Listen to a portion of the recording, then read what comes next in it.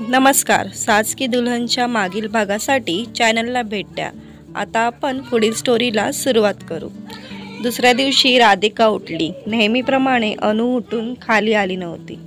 राधिकेनं चहा केला, बाबांना त्यांच्या खोलीत नेऊन दिला आणि चहाचा ट्रे राजनच्या खोलीच्या दाराबाहेर ठेवून तिनं दारावर टकटक केलं. चहा तुमची वाट बघतोय, तिनं सांगितलं आणि ती खाली येऊन कामाला लागली. अनुनं चहाचा ट्रे खोलीत घेतला.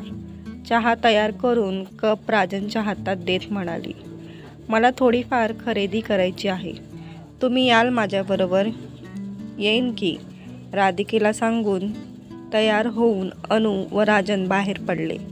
ती दोघं परतली तेव्हा राधिका रात्रीचा स्वयंपाक आवरून त्यांची जेवणासाठी वाट बघत होती. बाबा सगळ्यांच्या बरोबर डायनिंग टेबलवर जेवायला होते. खूप आनंदात सगळ्यांचं जेवण झालं. राधिकेच्या सुगरणपणाचं अनुनं तोंड भरून कौतुक केलं.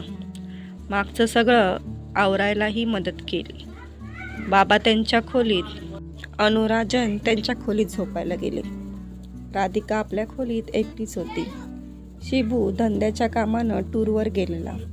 8 वर्ष झाली होती राधिकेच्या लग्नाला. अजून घरात लहान बाळ आलेलं नव्हतं. शिबू घरात नसायचा. तिला फार एकटं वाटायचं.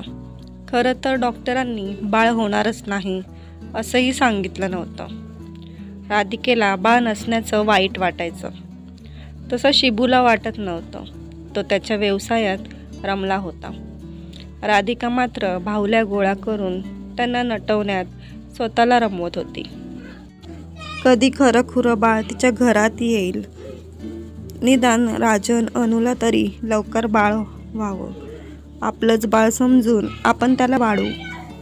विचार करताना राधिकेला कसला तरी आवाज आला. मांजर आली असेल का?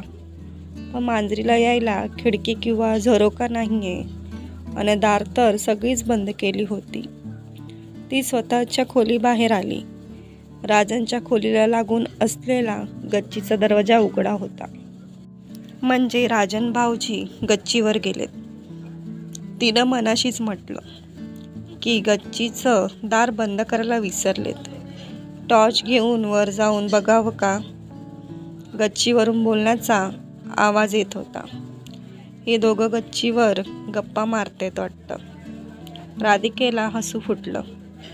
चला एकदाचा संसार मार्गी लागला म्हणायचा. तिनं जोरात विचारलं, गच्चीवर आहात का भाऊजी? वहिनी मी आहे अनु.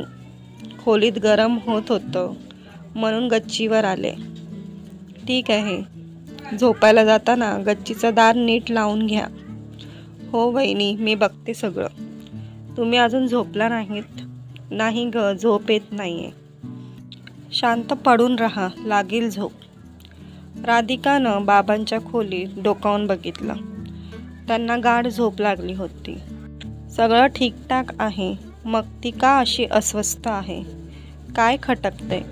आपल्याला मूल नसणं, शिबूचं तिच्यापासून घरापासून दूर राहणं, की आणखी काही कारण आहे?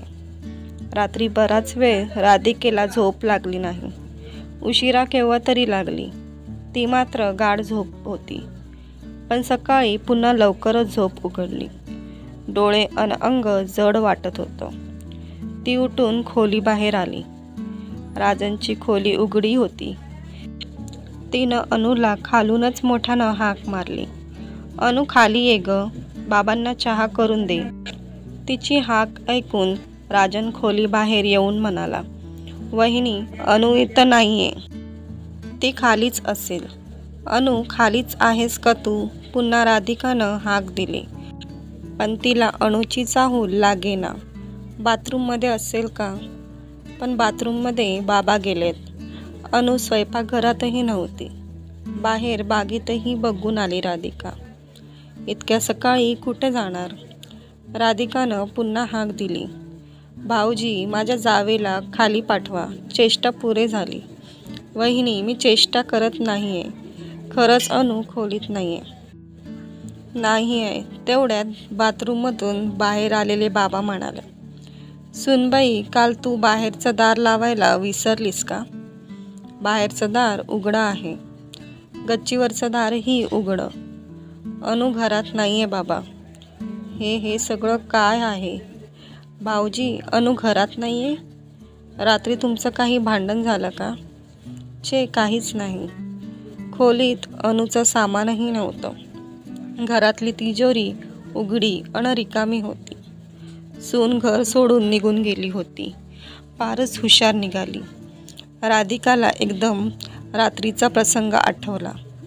अनूचं गच्चीवर असणं, कुणाशी तरी बोलणं, तुम्ही झोपा म्हणणं, सगळं काही आधी ठरल्याप्रमाणे होतं.